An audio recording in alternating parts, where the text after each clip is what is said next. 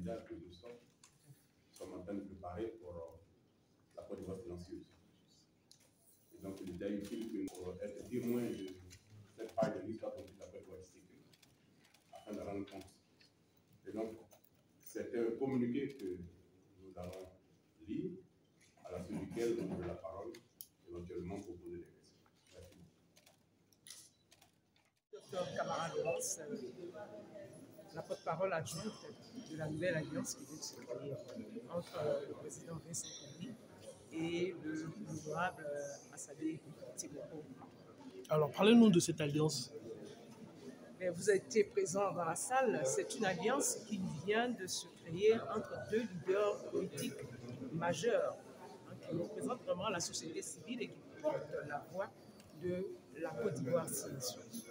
C'est tout simplement un pas très important dans l'arène politique parce que c'est un besoin des Ivoiriens, de cette partie des Ivoiriens qui ne se sont jamais exprimés sur les questions politiques en Côte d'Ivoire. Et le moment était venu justement pour que ces deux leaders qui représentent vraiment cette partie importante de l'électorat ivoirien donnent de la voix pour s'exprimer sur le besoin de se mettre ensemble et être encore plus fort. Alors, leurs axes phares de leur programme Mais ils vous l'ont dit dans la déclaration, ils ont été très clairs. Et dans les réponses, ils ont également été très clairs. Toutes leurs actions seront basées sur le social, avec le centre d'intérêt principal humain. Et c'est ce que nous demandons plus fort. Il faut que toutes nos actions tournent autour de l'homme. Et c'est ce que Vincent Kondi a dit. Mettre de l'âme dans le béton. On peut construire autant de ponts, autant de routes, autant de poteaux. Mais si nous n'humanisons pas nos actions, nous n'avons rien fait. Parce que c'est pour ça justement que nous gérons la cité. C'est pour cela que nous faisons de la politique.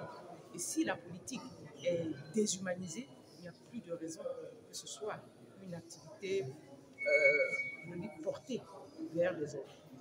Raison pour laquelle Vincent Kondi et Assalé Timoko veulent se mettre ensemble pour être encore plus forts, travailler sur ce souci. Votre mot de fin? Nous sommes réellement heureux, et quand je dis heureux, je parle des Ivoiriens en général, qui ont souhaité cette alliance plus fort. Je pense que vous êtes comme moi sur les réseaux sociaux et certainement dans la société civile, et presque tous les Ivoiriens souhaitent une nouvelle génération de politiciens, une nouvelle vision, une nouvelle façon de faire de la politique, une politique beaucoup plus humaine. Et ils se retrouvent parfaitement dans ces deux hommes, ces grands hommes politiques qui, durant tout leur discours, ont toujours prôné l'intérêt des Ivoiriens, l'intérêt de la nation d'abord, la justice, tous ces avantages, toutes ces valeurs qui caractérisent l'humain. Donc aujourd'hui, je peux dire que la Côte d'Ivoire silencieuse sera heureuse. Je vous remercie.